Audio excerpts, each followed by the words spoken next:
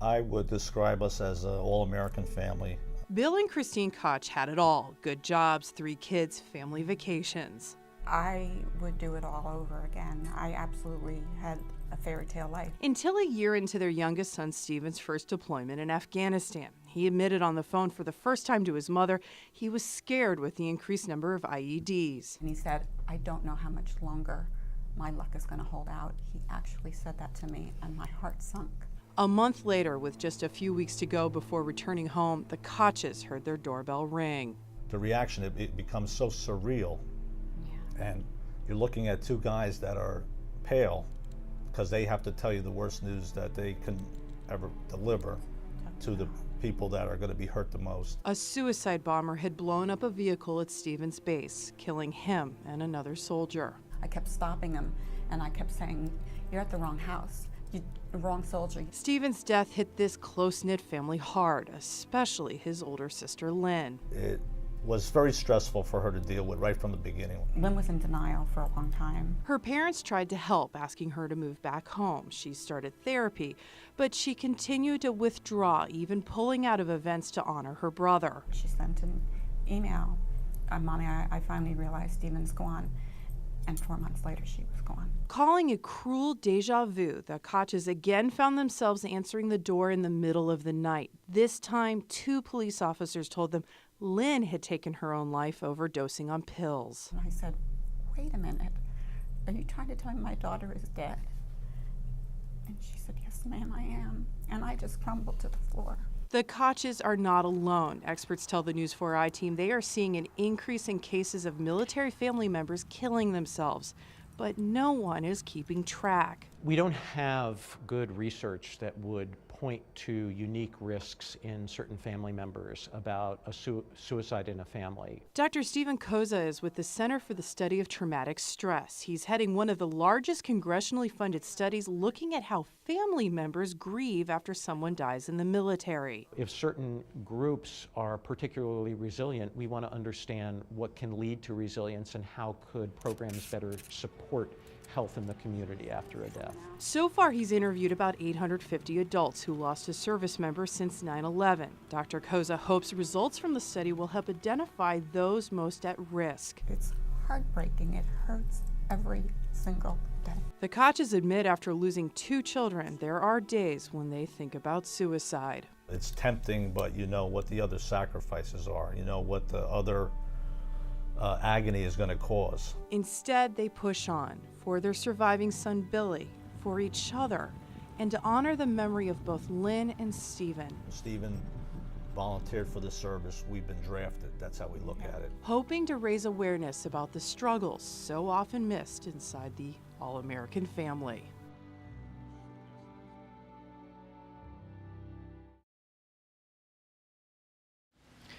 The News 4i team has uncovered a new battleground here on the home front. Military families struggling with the death of a service member say they're being forgotten.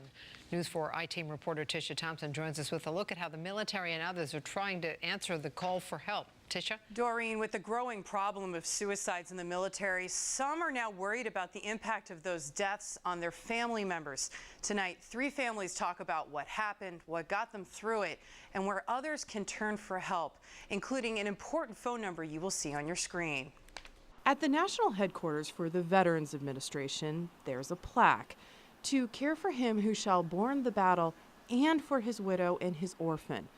But some of those left behind say the support is not there. He'd grab me in the kitchen and he'd dance, and he was just, you know, he was just lovable. Kim Ruoko says her husband John flew helicopters in the Marine Corps for 15 years. 3 months after his final deployment, John killed himself after struggling with post-traumatic stress disorder and depression. I just would say I just want to die just because I didn't want to feel that pain. You know, you just don't want to feel the pain. And I asked him, I said, do you have a gun with you? And he said, yes. Don Lipstein was the last person to speak with his son Josh. And I said, is it loaded? And he said, yes. I said, can you just please take the bullets out? He said, I can't do that, Dad. After 2 tours in Iraq with the Navy, Josh had become addicted to painkillers resulting from surgery that ended his naval career. When it's a suicide in the military, it becomes so much more complicated. There's guilt, shame. You know, there's just there's anger, a lot of anger. Kim and Don are part of a growing group of military families called suicide survivors. And they say almost as soon as the funeral is over, they're no longer connected to the military and are left on their own to battle their grief. And I think we are kind of doing a switch there.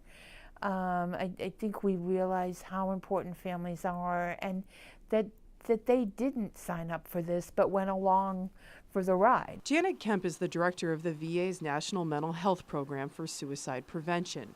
Both she and the Department of Defense tell the I-Team they're changing how the military combats suicide and its impact on families, creating a 24-hour crisis line, which Kemp says is for anyone associated with the military.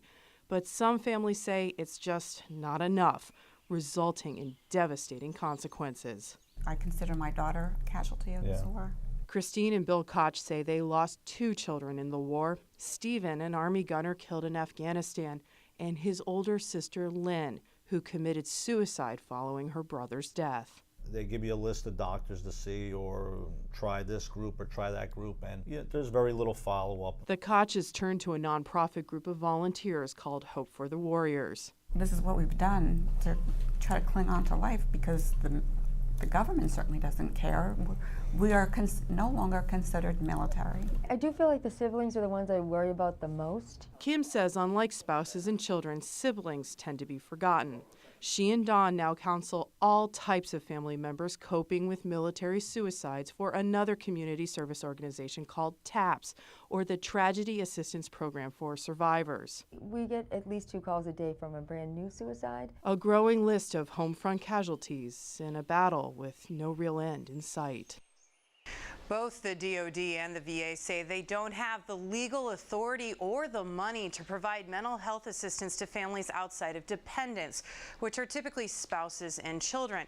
But they want anyone associated with the military who might be struggling to call their crisis line.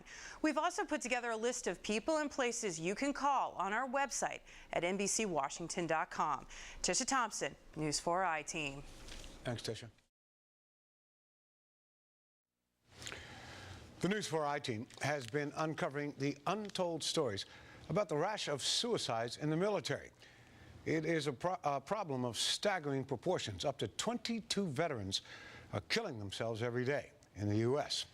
More than 8,000 of them a year, in fact. But one of those deaths inspired a possible solution for those who return from war and struggle here at home.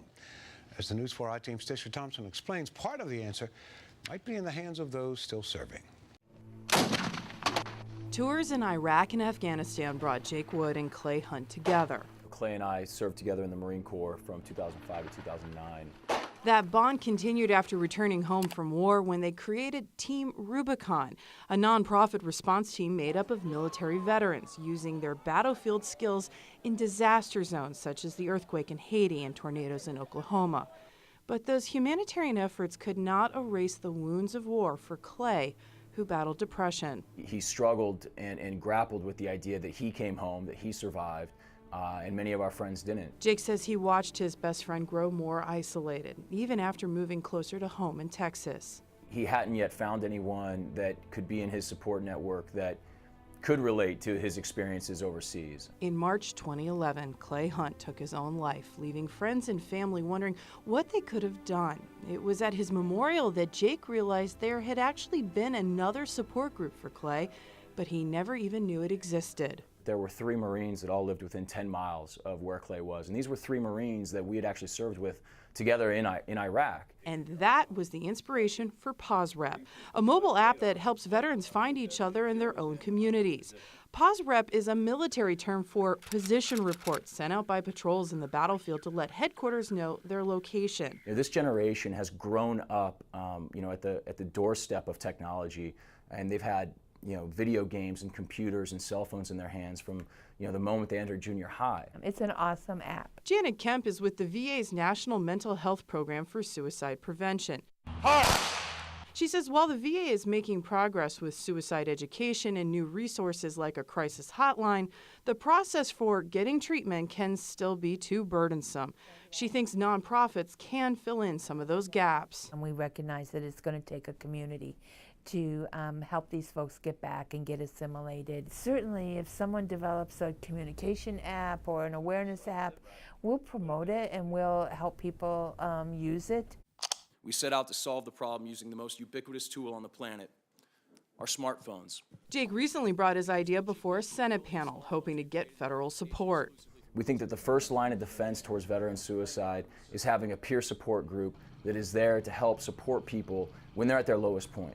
Not only does PAWSREP use GPS technology to help vets find each other. So if you want to show a veteran your exact location, you can what we call pop a flare. It will also direct them to local nonprofit resources. The app is currently in a test phase with a small group of users, but Jake hopes to reach 500,000 veterans over the next 18 months. We do think that we can make a difference. We do think that we can help solve this problem. Creating a mobile band of brothers battling a war here on the home front.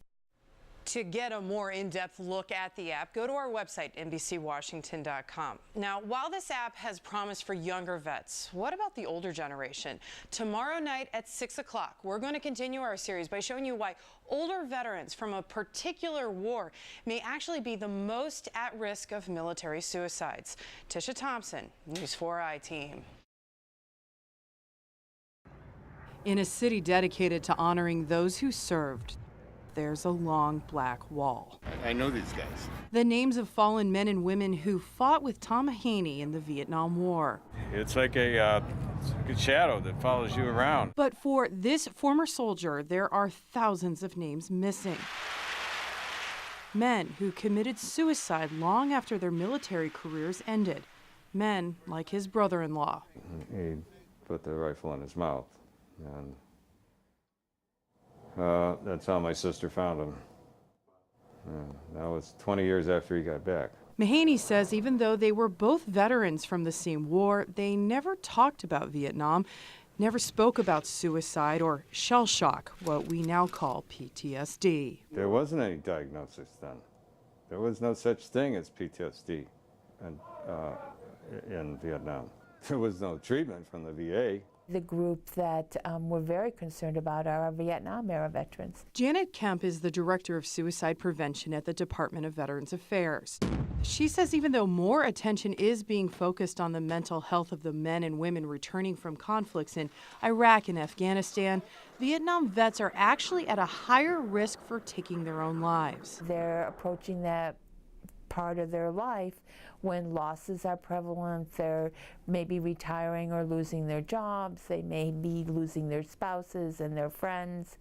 It's a tough time. She says when you look at suicide numbers overall, men over 59 are already the most at risk.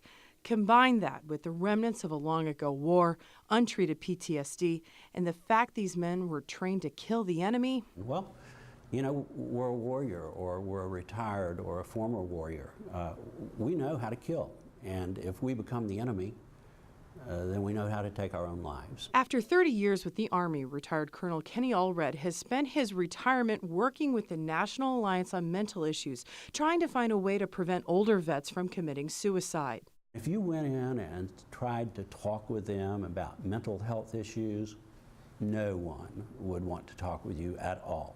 No one, because it would somehow contaminate this tough guy, macho thing. A number of programs. Colonel Allred recently testified before a Senate panel that multiple studies show more than 80% of Vietnam vets do not seek help from their local VA. They're the patriarch of the family. They're the authority figure. So you've got to be careful how you handle them. He's trying to get the word out that it's okay to ask for help, to look at VA services as something they earned. Both Mahaney and Colonel Allred said there are now more Vietnam vets who have taken their own lives than the 58,000 who died during the Vietnam War. There isn't room on that wall for everybody that was added after the fact. They'd have to build one twice that size.